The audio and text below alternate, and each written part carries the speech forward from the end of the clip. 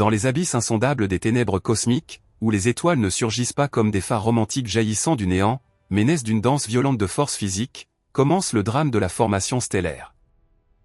Imaginez d'immenses nuages de gaz, froids comme le murmure du zéro absolu, qui s'effondrent sous l'attraction implacable de la gravitation. Ces nuages moléculaires flottent comme des voiles spectraux à travers l'espace, servant de berceau aux futures étoiles. Les températures doivent descendre jusqu'à environ moins 260 degrés Celsius pour que la pression thermique du gaz ne puisse plus résister à la gravitation, et que la matière se condense en un noyau dense. Cependant, le froid seul ne suffit pas. Des influences externes, telles que des ondes de choc provenant de supernovae, des ondes de densité lors du passage à travers les bras spiraux galactiques, ou des vents stellaires issus d'étoiles voisines, perturbent l'équilibre fragile et déclenchent l'effondrement. À cet instant, l'univers semble expirer, comme si des vagues dans un océan noir montaient lentement pour se briser sur un rivage invisible, portant en elles la promesse d'une énergie nouvelle. Des observations récentes du télescope spatial James Webb, publiées en janvier 2026, approfondissent cette compréhension en révélant des détails inédits sur ces nuages primordiaux. Dans des régions comme le nuage de Serpent, situé à environ 1300 années-lumière, des cristaux de silicate se forment dans les zones les plus chaudes des disques protoplanétaires et sont transportés par des vents puissants vers les bords externes froids, expliquant ainsi l'origine des comètes dans des systèmes distants et enrichissant notre vision du cycle matériel lors de la formation stellaire précoce. Tandis que le nuage de gaz se contracte, l'énergie potentielle se transforme en chaleur, et la région centrale s'échauffe progressivement. Le noyau dense qui émerge est enveloppé d'une épaisse couche de poussière, invisible dans la lumière visible, mais resplendissant dans l'infrarouge comme un cœur caché dans les profondeurs, émettant des signaux de vie vers l'infini. La matière tombe librement vers le centre, mais chaque particule n'atteint pas exactement ce point. Chacune porte une infime rotation, et selon la loi de conservation du moment cinétique, cette rotation s'accélère dramatiquement lors de la contraction. La force centrifuge aplatit la matière dans le plan équatorial et forme un disque d'accrétion spiralée, où la substance tournoie vers le centre. Semblable au tourbillon de l'eau dans un siphon, cela crée des motifs hypnotiques qui reflètent la danse cosmique de la création. Des études de 2026 par l'Atacama Large Millimeter et Submillimeter Array confirment le rôle central des champs magnétiques dans ces processus, agissant comme des super-autoroutes magnétiques dans des fusions galactiques comme ARP 220. Guidant des vents à plus d'1 million de kilomètres par heure et régulant la formation stellaire en transportant des métaux, de la poussière et des rayons cosmiques vers l'espace intergalactique. Au cœur de ce disque se trouve le proto-étoile dans sa phase préséquence principale, encore incapable de fusionner l'hydrogène en hélium. Bien qu'elle ne possède pas de fusion nucléaire, elle rayonne une chaleur immense issue de l'effondrement gravitationnel et domine son entourage comme un nouveau-né fragile doté pourtant d'une force capable de modeler des mondes. Tandis que le proto-étoile dévore de la matière, elle expulse des pôles de puissants jets bipolaires, générés par la combinaison de champs magnétiques et de rotation. Ces jets filent à des centaines de kilomètres par seconde à travers l'espace et heurtent le milieu interstellaire, créant des nœuds de choc lumineux connus sous le nom d'objets Herbig-Haro. Ces jets sont la preuve dynamique la plus éclatante de la croissance d'une étoile, ils évacuent l'excès de moments cinétiques, permettant une contraction équilibrée et empêchant l'effondrement au milieu du chaos de sa propre naissance. Les observations du télescope Hubble en janvier 2026 ont capturé HH 8081, l'un des plus grands jets protostellaires connus, s'étendant sur 32 années-lumière, illustrant comment ces flux ionisés sculptent l'environnement stellaire naissant avec une énergie stupéfiante. Le disque ne sert pas seulement de réservoir de carburant, mais aussi de germe pour les futurs systèmes planétaires. La formation des étoiles et des planètes ne sont pas des événements séparés, mais des processus parallèles dans le même nuage de gaz et de poussière. Dès que la masse du proto-étoile dépasse environ 8% de la masse solaire, la pression et la température au cœur atteignent des seuils critiques, et la fusion thermonucléaire de l'hydrogène en hélium s'amorce. À ce moment, l'étoile brille véritablement, comme si l'univers allumait une lampe éternelle dans l'obscurité, illuminant le chemin vers une vie future. L'étoile entre dans la phase de séquence principale, où la gravitation pousse à la contraction tandis que l'énergie de fusion produit une pression expansive, créant un équilibre hydrostatique délicat qui perdure des millions ou des milliards d'années. Cet équilibre évoque un sentiment de harmonie fugace de l'existence, ou des forces opposées dansent dans une étreinte éternelle. Des découvertes du James Webb en 2026 sur des galaxies jeunes, comme celles qui mûrissent rapidement telles des enfants de 2 ans se comportant comme des adolescents, soulignent comment la formation stellaire dans l'univers primitif était plus vigoureuse. Défiant nos modèles et stimulant l'imagination sur les mystères cosmiques. pas chaque agrégat de gaz devient une étoile. Si la masse est insuffisante, le cœur n'atteint pas la température pour une fusion soutenue, et l'objet devient un nain brun, émettant une faible chaleur qui s'estompe progressivement, comme une flamme non allumée dans le vide cosmique, laissant des traces de potentiel inexploité. Le facteur décisif pour le destin d'une étoile est sa masse initiale. Les étoiles massives chauffent leur centre par une gravitation puissante, consumant leur carburant de manière explosive et vivant brièvement mais intensément, comme une flamme qui dévore tout et s'éteint rapidement. Les étoiles de faible masse, en revanche, épuisent leurs réserves lentement et survivent au-delà de l'âge actuel de l'univers, comme des gardiens silencieux de la nuit éternelle. Des théories récentes de 2026 proposent que les étoiles sombres, alimentées par l'annihilation de matière noire, pourraient résoudre des énigmes de l'univers primitif. En prolongeant les durées de vie des étoiles de population 3 et en influençant la rayonisation cosmique avec une luminosité inhabituelle. Dans les vastes régions de formation stellaire comme le Grand Nuage d'Orion, des milliers d'étoiles naissent simultanément et forment des amas stellaires. Ici, les étoiles les plus massives émettent un rayonnement ultraviolet intense et des vents qui dispersent le gaz environnant, entravant la naissance de nouvelles étoiles, tandis que leurs ondes de choc compriment les gaz voisins et déclenchent d'autres effondrements. Elles jouent un rôle double, comme des architectes qui construisent et détruisent, modelant d'une main invisible le tissu de l'univers. Le rayonnement ultraviolet ionise l'hydrogène neutre et crée des zones d'ionisation. Aux frontières de ces zones, le gaz se comprime et déclenche des naissances stellaires en chaîne, comme un jeu de dominos cosmiques qui propage la création à travers l'espace. Le télescope spatial Hubble a capturé des structures comme les piliers de la création, des vestiges de nuages de gaz érodés sous la pression du rayonnement d'étoiles massives. Au sommet et à l'intérieur de ces piliers se cachent des étoiles embryonnaires en effondrement gravitationnel, comme des graines dans la Terre attendant la pluie pour germer. Les grands nuages moléculaires ne s'effondrent pas instantanément, mais génèrent des étoiles sur de longues périodes. La turbulence et les champs magnétiques soutiennent contre l'effondrement gravitationnel. Seules dans des régions locales où l'équilibre se rompt, les étoiles naissent sélectivement, soulignant la patience de l'univers qui tisse ses tapis stellaires. Des observations de l'Atacama Large Millimeté et Submillimeté Array en 2026 montrent que les champs magnétiques dans les fusions galactiques fonctionnent comme des super-autoroutes magnétiques, canalisant des vents à haute vitesse et régulant la formation stellaire, confirmant leur rôle central à des échelles cosmiques. Le processus de croissance d'une étoile nettoie également son environnement. Les vents puissants et le rayonnement du proto-étoile balaient les gaz denses et les enveloppes de poussière, diluant le disque d'accrétion. Comme un vent après l'orage qui clarifie le ciel et révèle la beauté sous-jacente. Dès que le nuage de poussière se dissipe, l'étoile apparaît dans la lumière visible, mais dans les stades précoces, des télescopes comme ceux infrarouges et radio observent ces phases, dont les longueurs d'onde pénètrent la poussière et offrent aux astronomes des aperçus sur les secrets cachés de la naissance cosmique. L'astronomie moderne analyse à travers ces longueurs d'onde la densité et la température des cocons de poussière autour des étoiles, les structures fines des disques d'accrétion et les vitesses des jets, illuminant comment la gravitation transforme du gaz irrégulier en systèmes exquis de corps célestes, nous emplissant d'émerveillement devant la finesse de la nature. Des cartes de matière noire à haute résolution de 2026 montrent comment la matière noire attire la matière normale, accélérant la formation stellaire et galactique, et créant des conditions complexes pour les planètes, renforçant l'idée que la vie pourrait ne pas exister sans elle. Les stades d'évolution des étoiles sont classés selon les spectres énergétiques observés, de la classe 0 à 3. La classe 0 est la plus précoce, où le proto-étoile est entièrement enfoui dans une épaisse enveloppe de poussière et détecté principalement en ondes submillimétriques ou en infrarouge lointain. Dans cette période, le flux de matière vers le noyau est élevé, et de puissants jets bipolaires traversent le gaz environnant comme des fils d'énergie coupant le tissu de l'espace.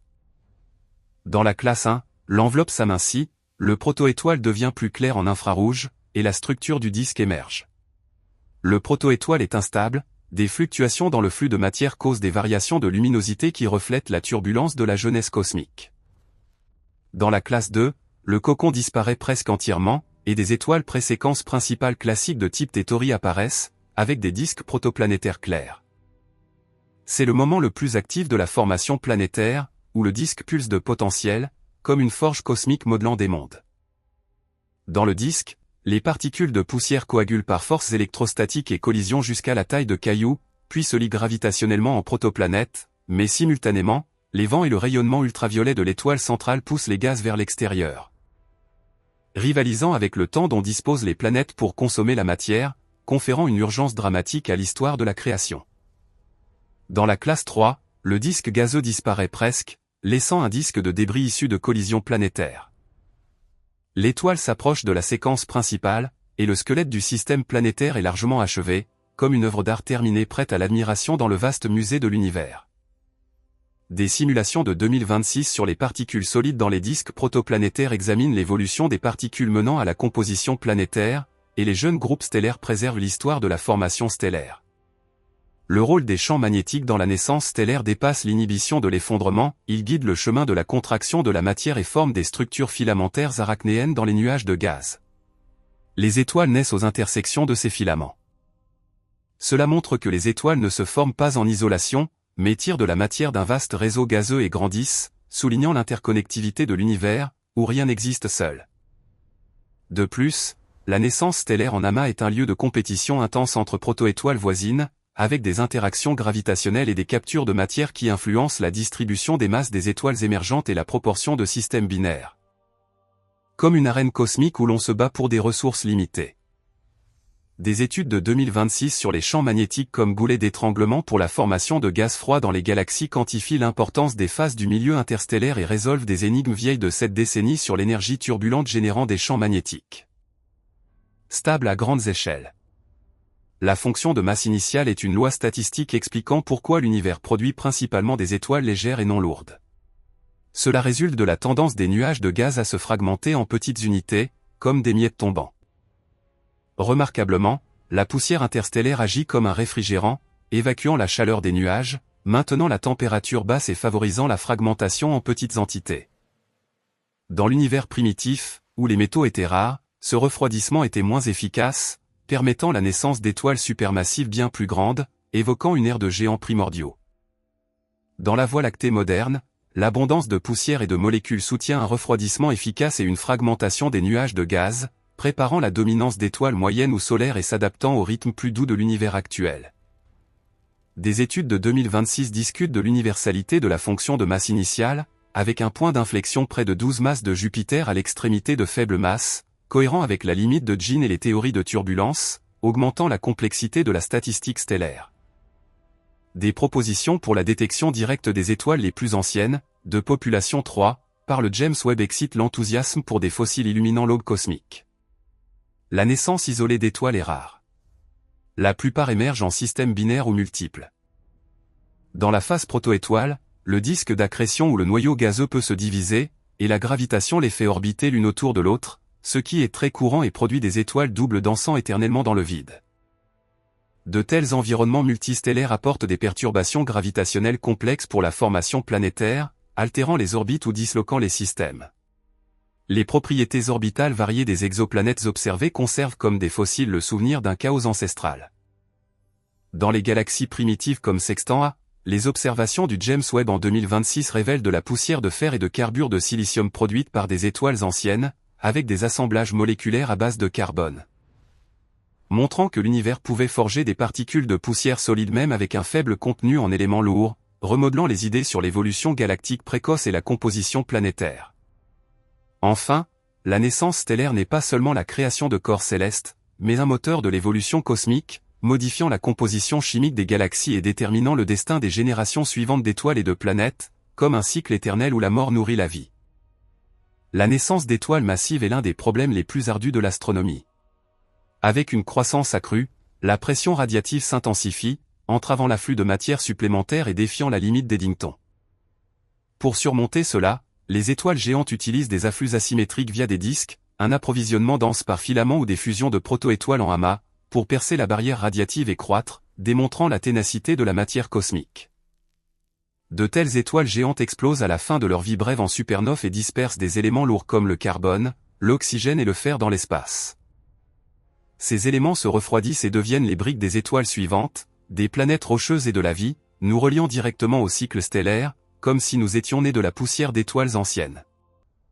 Des restes de supernoves comme Vela Junior en 2026 fournissent des preuves directes de l'influence des supernoves sur la naissance stellaire, avec une taille et une énergie plus grandes que prévu, plaçant ce vestige parmi les plus dynamiques observés. L'efficacité avec laquelle l'univers convertit le gaz en étoile est plus faible qu'attendu. Le processus de naissance stellaire contient des mécanismes d'autorégulation, expliquée par des relations empiriques comme la loi de Kennicutt-Schmidt, selon laquelle le taux de formation stellaire dépend de la densité gazeuse. Dans les galaxies, le taux de naissance stellaire dépend de la densité gazeuse, de la force de la turbulence, de la force des champs magnétiques et du rétroaction des étoiles existantes. Parfois, les collisions galactiques compriment le gaz rapidement et déclenchent des explosions de naissance stellaire, comme des feux d'artifice illuminant la nuit cosmique.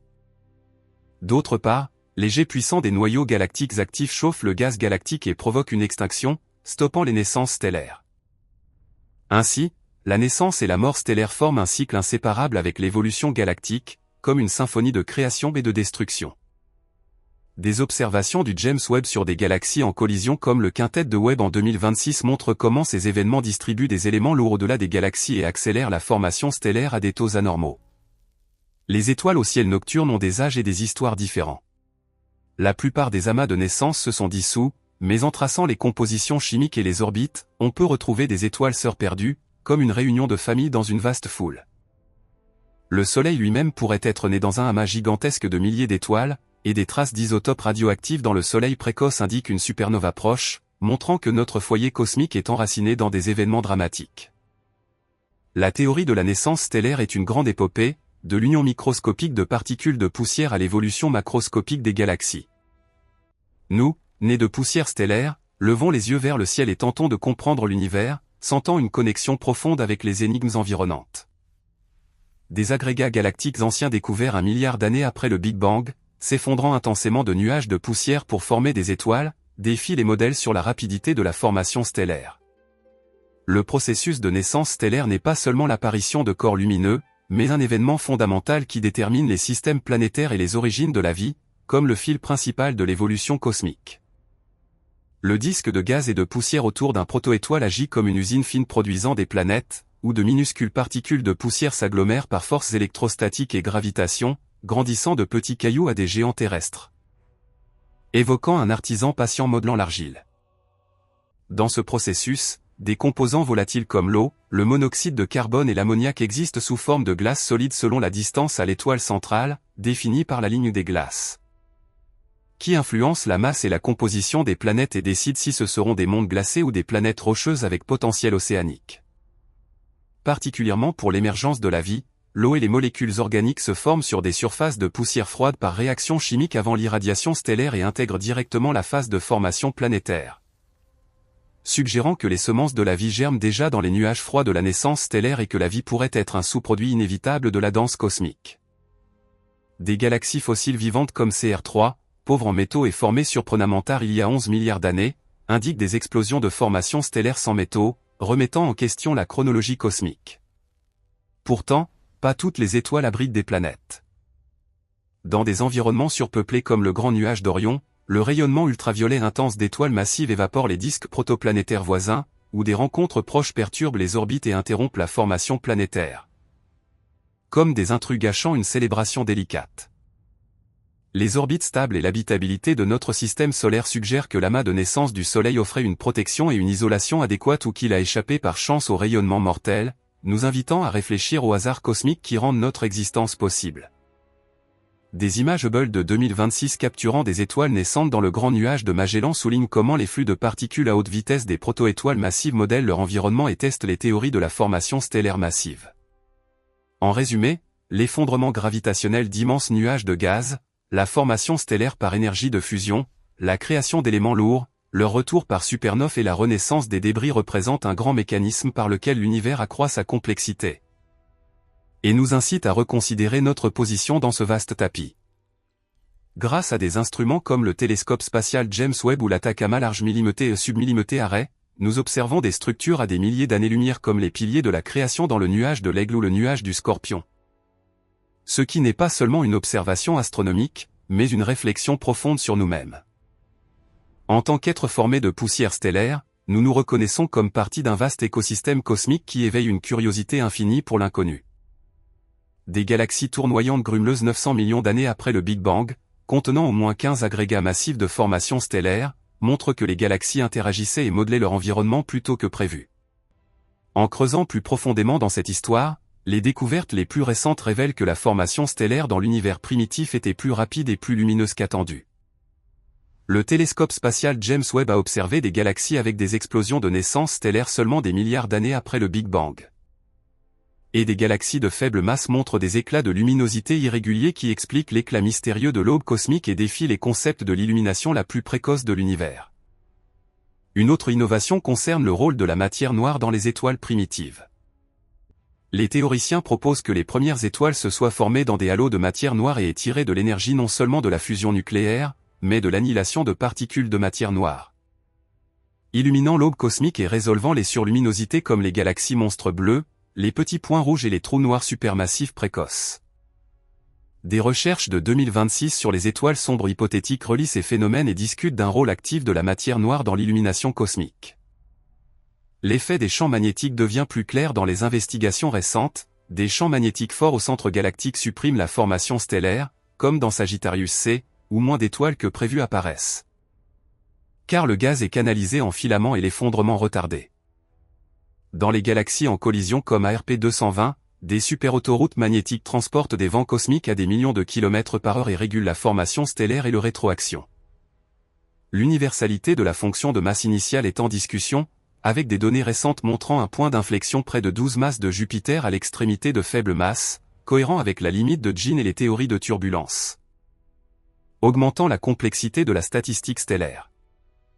Dans le modèle d'accrétion Bondi-Hoyle, les protoétoiles absorbent du matériau excédentaire de l'environnement et le canalisent dans le disque, le rendant plus large et plus durable.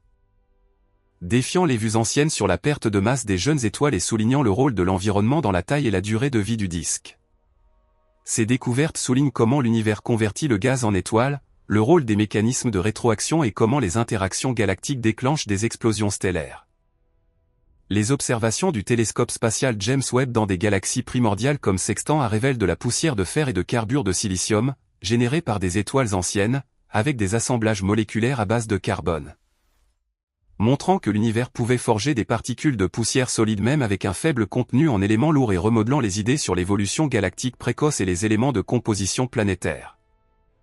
Des trous noirs supermassifs avec des taux de croissance sur Eddington dans des quasars, scintillant brillamment en rayons X et émettant de forts jets radio, indiquent une phase de transition régulant la formation stellaire et montrant la coévolution des galaxies et des trous noirs.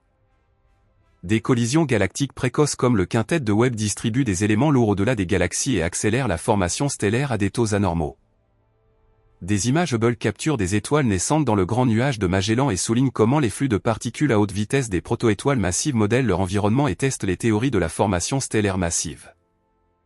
Des découvertes d'agrégats galactiques anciens 1 milliard d'années après le Big Bang, s'effondrant intensément de nuages de poussière pour former des étoiles, défient les modèles sur la rapidité de la formation stellaire.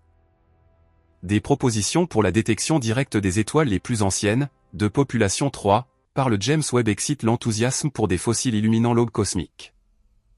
Des galaxies fossiles vivantes comme CR3, pauvres en métaux, formées surprenamment tard il y a 11 milliards d'années, indiquent des explosions de formation stellaire sans métaux, remettant en question la chronologie cosmique. Des restes de supernoves comme Vela Junior révèlent des preuves directes de l'influence des supernoves sur la naissance stellaire. Des études de galaxies tournoyantes grumeleuses 900 millions d'années après le Big Bang, contenant au moins 15 agrégats massifs de formation stellaire, montrent que les galaxies interagissaient et modelaient leur environnement plus tôt que prévu. Des cartes de matière noire à haute résolution montrent comment la matière noire attire la matière normale, accélérant la formation stellaire et galactique, et créant des conditions complexes pour les planètes, renforçant l'idée que la vie pourrait ne pas exister sans elles. Les étoiles sombres hypothétiques de chercheurs comme Cosmin Illy, Gillian Paulin, Andrea Petrich et Catherine Fries supposent que les étoiles primitives dans des halos de matière noire utilisaient l'annihilation de particules pour une croissance rapide. Expliquant les anomalies dans les observations du James Webb et discutant d'un rôle actif de la matière noire dans l'illumination cosmique. Dans des forums scientifiques et des médias sociaux, les astronomes débattent des révisions des théories de formation stellaire dans les berceaux stellaires, intégrant des interactions gravitationnelles et l'hydrodynamique, la formation stellaire galactique externe. L'amortissement par la poussière et des explosions irrégulières influençant le taux de formation stellaire, et dans des modèles estimant l'histoire de formation stellaire, ajoutant l'imprévisibilité de l'histoire cosmique. Des champs magnétiques comme superautoroutes dans des galaxies à explosion stellaire comme ARP 220, observés par l'Atacama Array, canalisent des vents à haute vitesse et régulent la formation stellaire et le rétroaction. Des études montrent un tir à la corde cosmique entre gravitation et champ magnétique dans les amas stellaires, où la gravitation reforme les champs magnétiques lors de l'effondrement des nuages et clarifie les interactions dans la formation stellaire massive. Des champs magnétiques comme goulets d'étranglement pour la formation de gaz froid dans les galaxies quantifient l'importance des phases du milieu interstellaire et résolvent des énigmes vieilles de cette décennie sur l'énergie turbulente générant des champs magnétiques stables à grandes échelles. Des observations du James Webb explorent l'influence de champs magnétiques forts au centre galactique sur la formation stellaire, confinant le plasma et supprimant la dispersion. Des simulations de particules solides dans les disques protoplanétaires examinent l'évolution des particules menant à la composition planétaire, et les jeunes groupes stellaires préservent l'histoire de la formation stellaire. Ce savoir accroît la complexité de l'univers et nourrit la curiosité. Chaque nouvelle observation révèle pièce par pièce les secrets cosmiques, nous attirant dans cet abîme sombre infini et nous laissant émerveiller devant les énigmes persistantes, nous demandant, que cache l'univers dans ses plis obscurs? Pour conclure, nous exprimons une gratitude sincère pour les contributions pionnières d'Edwin Hubble et de l'équipe du télescope spatial Hubble, qui ont visualisé des structures comme les piliers de la création. Leur engagement inlassable et leur dévouement discret ont enrichi la connaissance humaine de l'univers. Une profonde reconnaissance va à l'équipe du télescope spatial James Webb pour des découvertes révolutionnaires sur les proto-étoiles, les galaxies primordiales et les petits points rouges. Leur sacrifice et leur engagement persistant favorisent la compréhension du cosmos. Nous remercions l'équipe de l'Atacama Large Millimeté et Submillimeté Array pour des analyses détaillées des nuages moléculaires et des champs magnétiques, dont les contributions discrètes et patientes renforcent l'astronomie. Merci aux chercheurs comme Cosmin Illy, Gillian Paulin, Andrea Petrich et Catherine Fries pour des théories innovantes sur les étoiles sombres et la matière noire, que nous apprécions pour leur dévouement à déchiffrer les énigmes cosmiques primordiales. Notre appréciation s'étend à Guylaine Lagache et son équipe pour des découvertes d'agrégats galactiques anciens ainsi qu'à Elie Wiesball, Ryan Hazlett et Greg Bryan pour des propositions de détection des étoiles les plus anciennes. Que nous reconnaissons pour leurs efforts persistants à illuminer l'aube cosmique. Merci à Paolo Padovani et ses collègues pour des travaux sur les modèles d'accrétion stellaire ainsi qu'à l'équipe de l'explorateur spectroscopique multi-unité sur des très grands télescopes pour des contributions à la connexion entre supernovae et formation stellaire. Que nous louons pour leur dévouement discret au progrès de la connaissance pour l'humanité et la société.